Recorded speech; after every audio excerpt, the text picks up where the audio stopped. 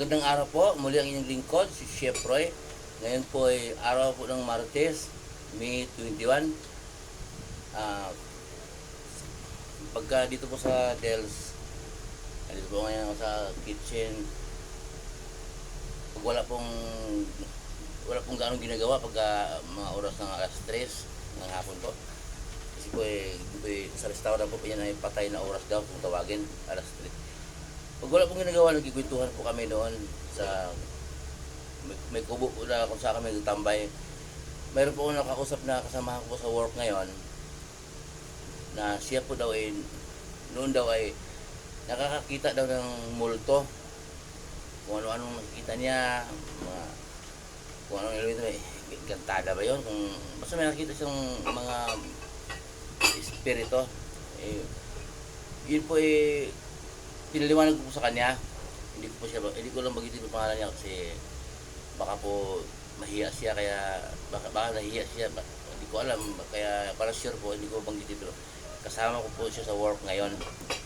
Pinaliwanag ko po sa kanya kung ano yung nakikita niya, pero babasahin ko po sa Bible kasi nga nakapanood naman niya yung mga video ko pero hindi po para sa kanya lang ito, hindi po para po sa lahat ng nanonood ng video ito. Ito po yung tungkol po sa mga nakikita natin kaparamdam. Tingnan po natin sa aklat ni Job 1:6. Tingnan natin.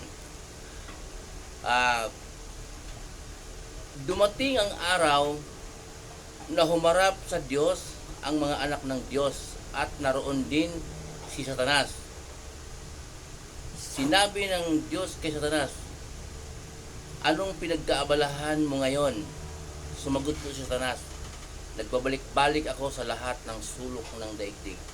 So, ang una pong tanong noon, bakit daw si Satanas humaharap sa Diyos? Kasi po si Satanas po, dating anghel po ng Diyos, tinakwil ng Diyos dahil nais po si Satanas kasi na maupo siya sa upuan ng Diyos. Nais ni Satanas na siya maging mataas din, gaya ng Diyos, kaya tinakwil po siya ng Diyos. Kaya po, ganyan po ang nakasulat sa Job 1:6.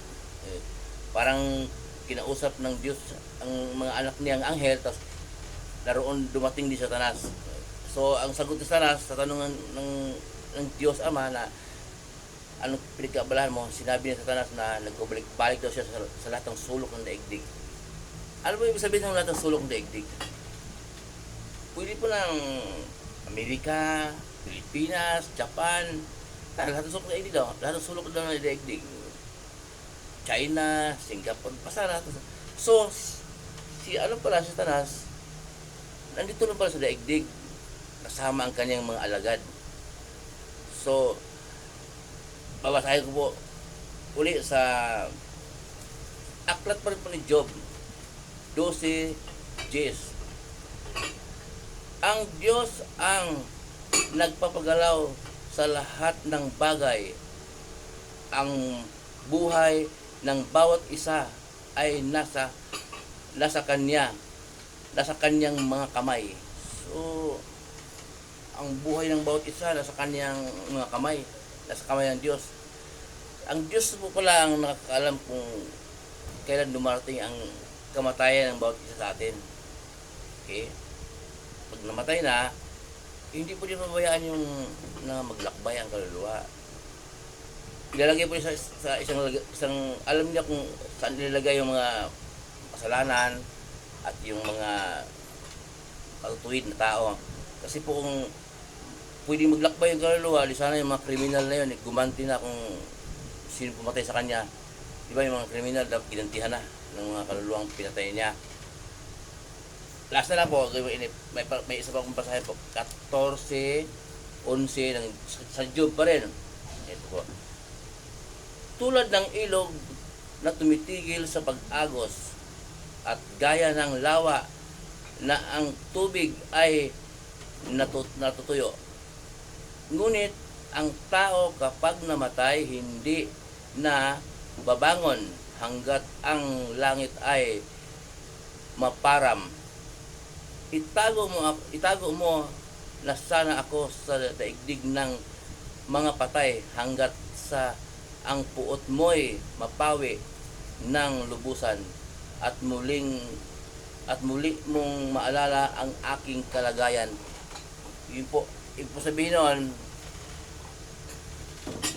ang patay ay tinago ng Diyos sa daigdig ng libingan. So, magdudusa yung patay, magdudusa, wala magawa, patay na eh. At anong gawin niyang pagdusa, sabi ng patay na sana maalala ako ng Diyos, pero hindi na talaga, kasi nga maalala ng Diyos ang kanyang kalagayan, pero hindi na po talaga dahil nga po patay na kahit sino pang manalangin sa pag namatay tayo, kahit sino manalangin, pastor o pare, ano man yun, ministro, hindi na po mababago po. Kaya habang nabubuhay po tayo, tayo po sumasampalataya at maniwala sa Diyos at hanapin ang kanyang patuntunin at kanyang kalooban, patakaran ng Diyos. Kumbaga, at tungkol po sa, huwag po tayo lumayo, baka lumayo po tayo. Tungkol po sa kasama ko sa work na nakakita ng mga multo, hindi po multo yon, wala ng multo pag namatay. Kumbaga, yung espiritu natin o kaluluwa, hawak na ng Diyos. Siya na ang naglalagay kung saan niya ilagay ang mga makasalanan at saan niya ilalagay ang mga tuwid. Kaya po yung nakita natin diyang mga nasa daan, nakasala, nakaharang, sinasabi white lady, ay yun po yung mga alagad ni Satanas. Alam ko rin yun dahil minsan may nagkakalampag yun, nagkaparamdam. Yun po hawak ni Satanas po. Alagad din po ni Satanas yun. Mga gaya po ng naunang binanggit po nabasa po natin, nagkabalik-balik Satanas. Talagang sulok ng daigdig. At kung minsan po marinig po natin na sumasalib ang masamang espiritu na alagad ni Satanas sa mga taong buhay na gaya natin, nakasulat po sa Biblia yun. Kaya ano man ang ating iniisip, huwag po tayong maguguluhan, no? Huwag po tayong maguguluhan. Hindi po kaluluwa ang ating nakikita. Minsan nga may narinig pa ako na ang lulo niyang matagal ang patay, nakikita po niya. Ginagaya lang po ni Satanas ang mukha ang lulo niya. Pinugulo yung isip niya dahil wala siyang panampalataya sa Diyos. Kasi kung may panampalataya sa Diyos, hindi lumalapit sa kanya Satanas at hindi siya makakaramdam ng kung ano-ano man. Muli po yung lingkod, mabuhay pa kayo, ingatan po kayo ng Diyos.